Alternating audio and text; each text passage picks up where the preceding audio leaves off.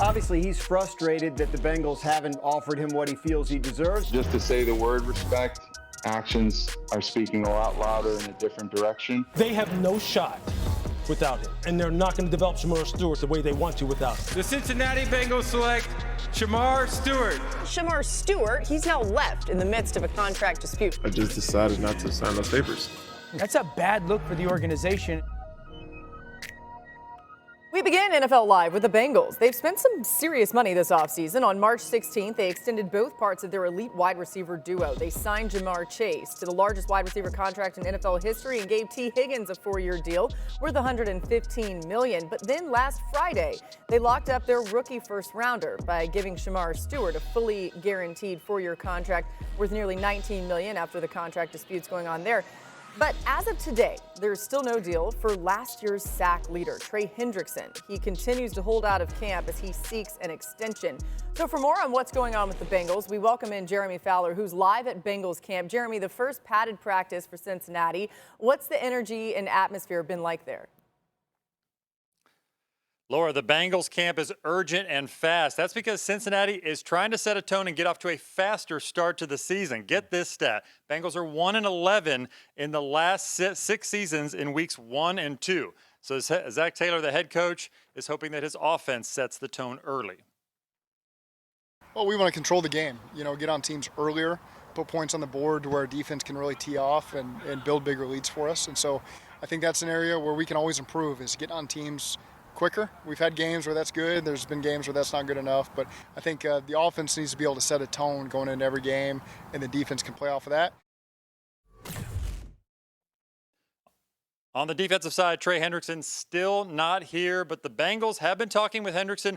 I'm told they made some progress in certain areas, but this remains a matter of guaranteed money, particularly later in what should be a multi-year contract extension if they can eventually reach it. But Shamar Stewart is here. He had back-to-back pass deflections in the defense and looked good. I talked to Zach Taylor, who said that he has tremendous burst and twitch.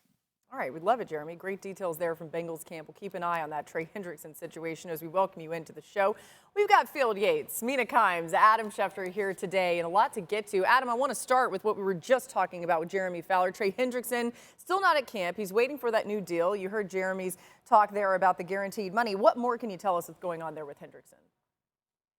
Well, that's exactly what's going on right now, Laura. Essentially, there's not much of a disagreement on the length of this contract, on what the average annual salary should be, but the two sides are having a difficult time coming to a common place where they both can agree upon the guaranteed money in that particular contract. The Bengals have wanted to offer 1 year of guaranteed money. They've upped their offer since then. They're a little bit closer, but still not where Trey Hendrickson would want to be, especially considering that when we look at the other top pass rushers that have gotten deals done this offseason, from Max Crosby to Myles Garrett to TJ Watt, those deals included 3 years of guaranteed money. And right now, Trey Hendrickson is not going to take less than what he has set in his mind. So the two sides are trying to figure out if they can find a solution to get Hendrickson back into camp. But the guaranteed money is the roadblock and the stumbling block between the Bengals and Trey Hendrickson finding enough common ground to get a deal done. And Adam, as you've told us, Trey Hendrickson has no problem sitting out, so something to monitor. Mina, you heard Zach Taylor. He wants to start the season fast, of course, right? How much pressure does this Bengals defense face early in the season if they don't have Hendrickson?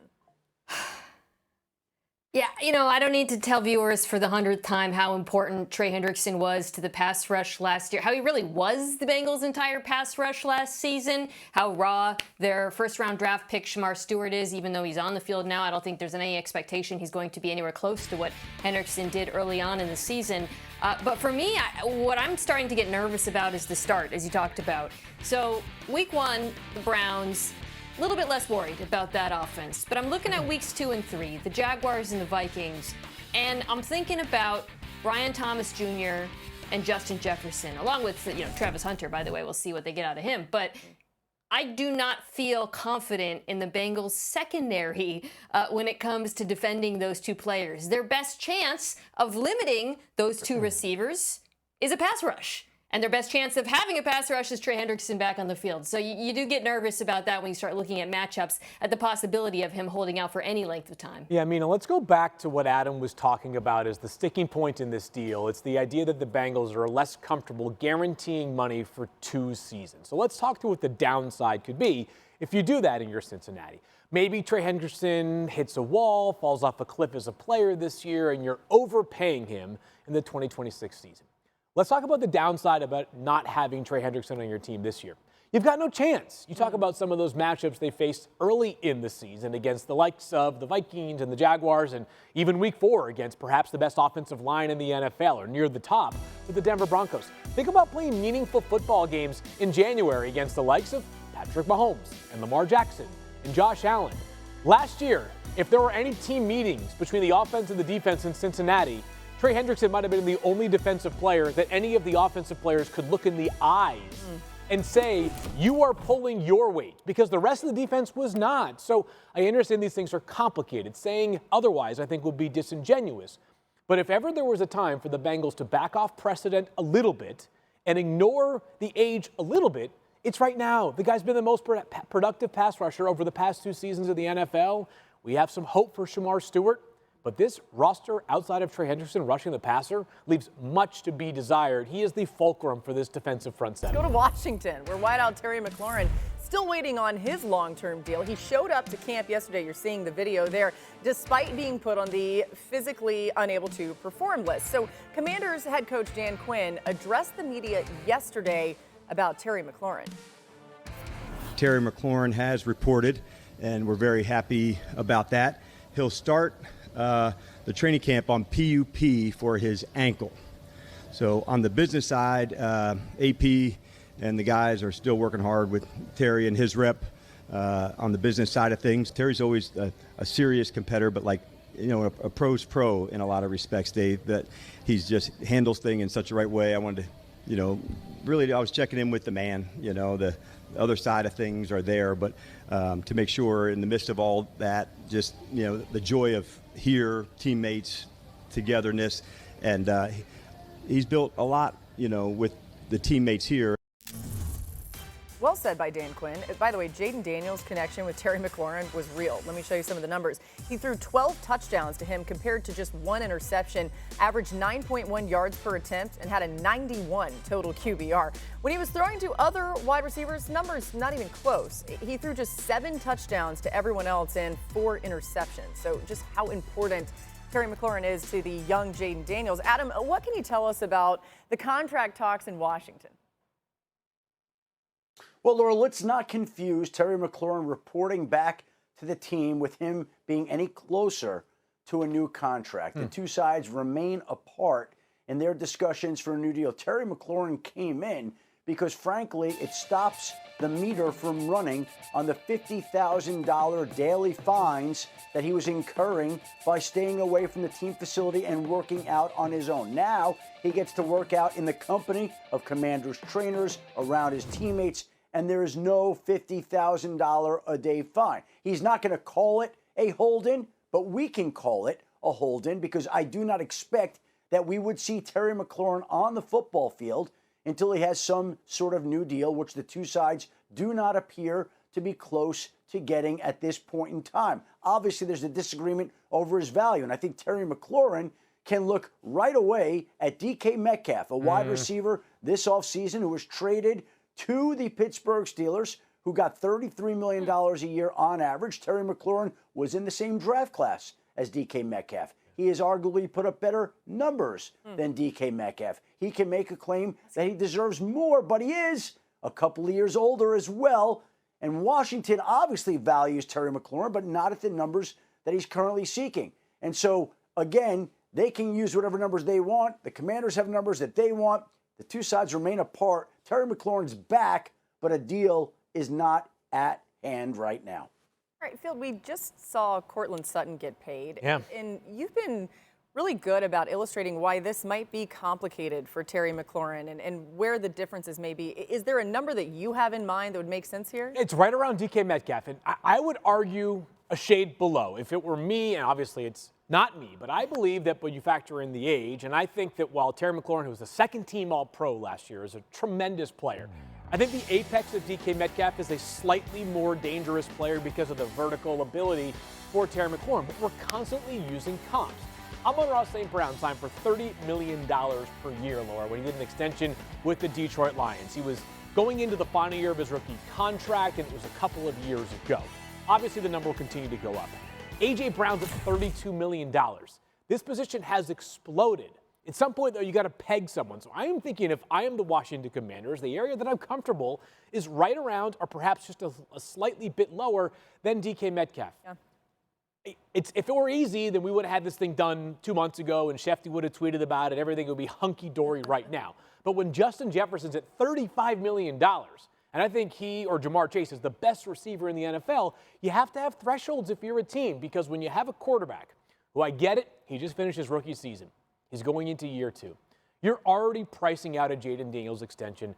That's what happens when you have a prodigy at quarterback. I love Terry McLaurin. It's also important for a team to find an area that they are comfortable in. I think it's somewhere in that 30, 31, to maybe maximum $33 million per year. You know, we started with the numbers of how good Terry McLaurin is for Jaden Daniels, right? And that's undeniable. But how important is McLaurin to this offense with the addition of Deebo Samuel? Because that is going to be something new.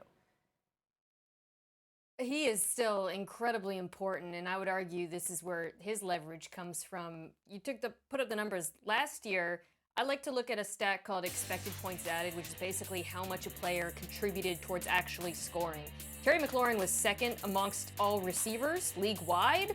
No other Commanders receiver was in the top 50.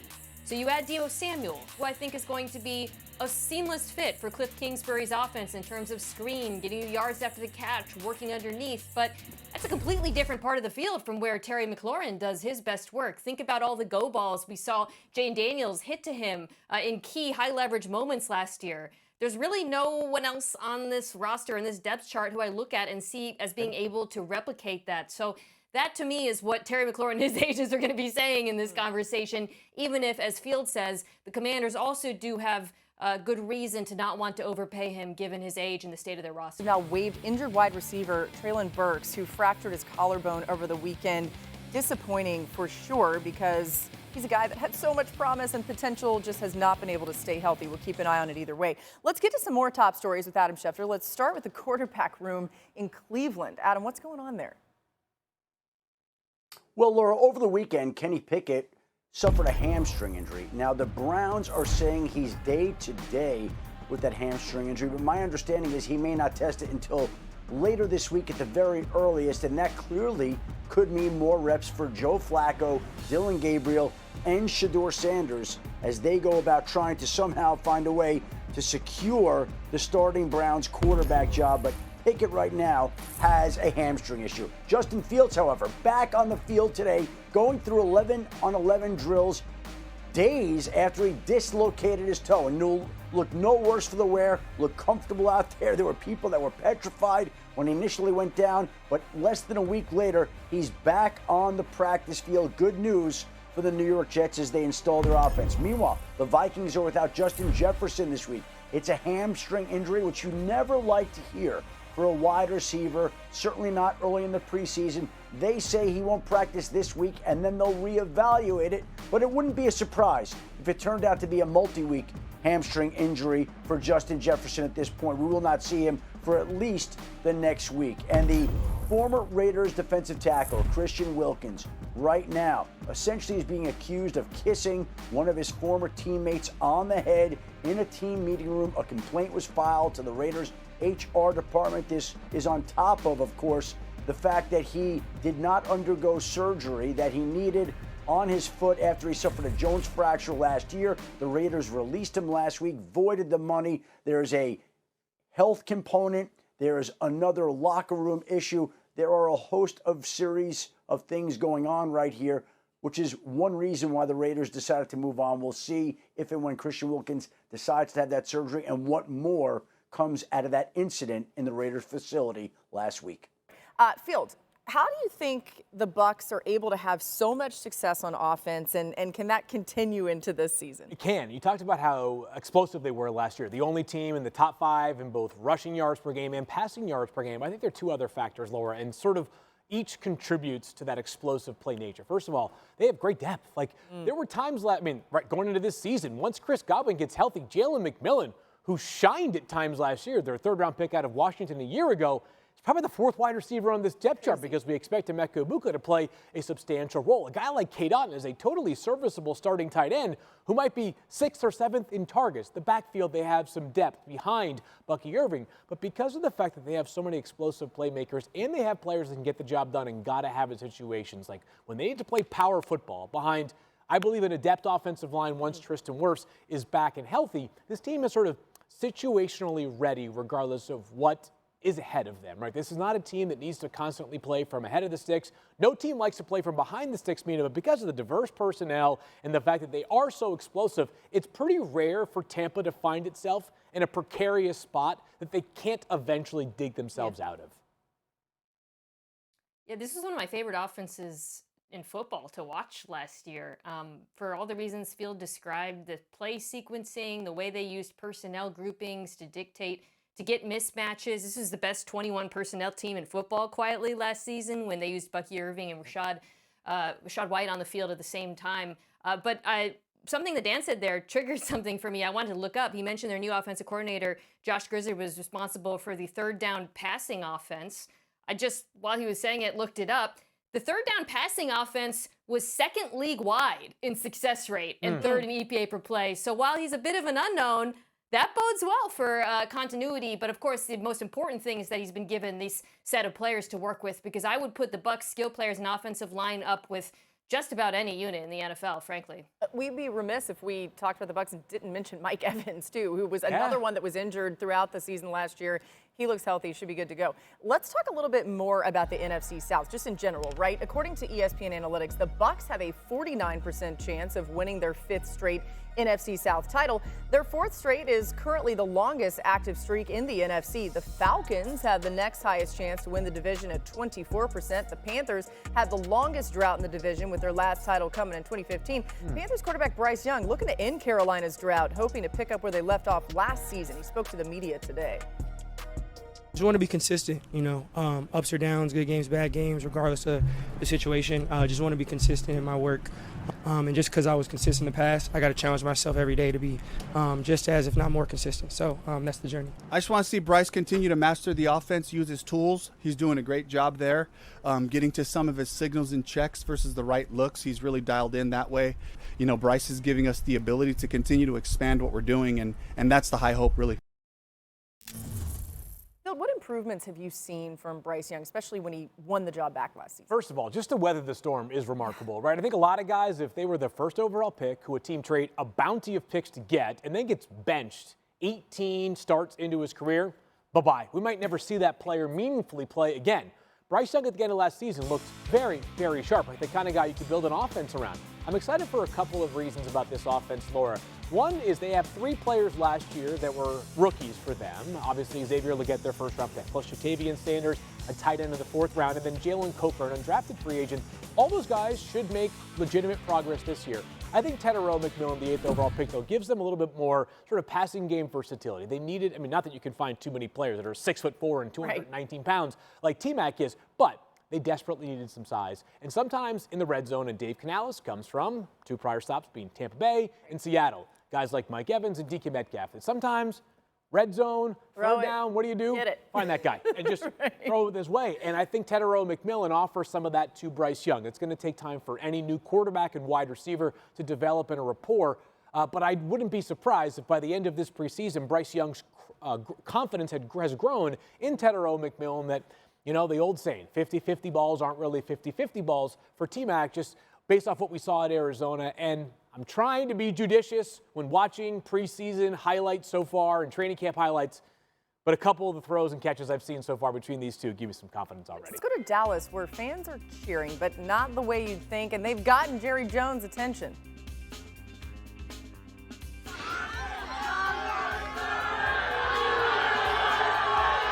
I was shocked I was shocked last year when we ended up with the record that we had. I never saw that coming. A lot of changes out here, a lot of coaching changes, a lot of player changes. They're going to be Dallas Cowboys of the year 2025. All right, so they were chanting "Pay Micah" just in case nobody heard it. Field, no surprise, Jerry's being Jerry, but what exactly is the holdup here? You know, Laura, I was watching Landman last night with my wife, and Jerry Jones appears, and I'm thinking about all that oil money. Like, there's money to pay Micah Parsons. You know, this is the reality of being patient with these deals. And I know the Cowboys, as Jerry said, the owners meetings, felt like they were very close to a contract with Micah Parsons. The problem is close only counts in horseshoes and hand grenades, right? So you need to have a deal done before you can feel confident that this thing is actually behind you. Eventually this deal will get done, but I feel like some zeros have been added, or some millions have been added to Micah's price tag. Yeah, there we go. I mean, listen, it's going to work out great for Micah. For more on Dallas, let's go to this new on NFL Live. From our Cowboys reporter Todd Archer, Cowboys starting left tackle Tyler Guyton slowly walked off the field after getting examined by the medical staff. He got rolled up on during a pass play, so something to keep an eye on there. Certainly the health of the O-line crucial to the expectations for Dallas's offense. Adam, there was some contract news coming out of Dallas yesterday, just not the news we thought. What more can you tell us? They've signed their tight end Jake Ferguson to a long-term contract extension. And so while everybody's waiting for a deal to get done with Micah Parsons, the truth of the matter is the Cowboys are moving ahead in other directions. And they started with their tight end Jake Ferguson, who got the 4-year extension worth $52 million. He's obviously a security blanket for Dak Prescott, productive in that offense, a player they want to keep long-term, and now they've done that.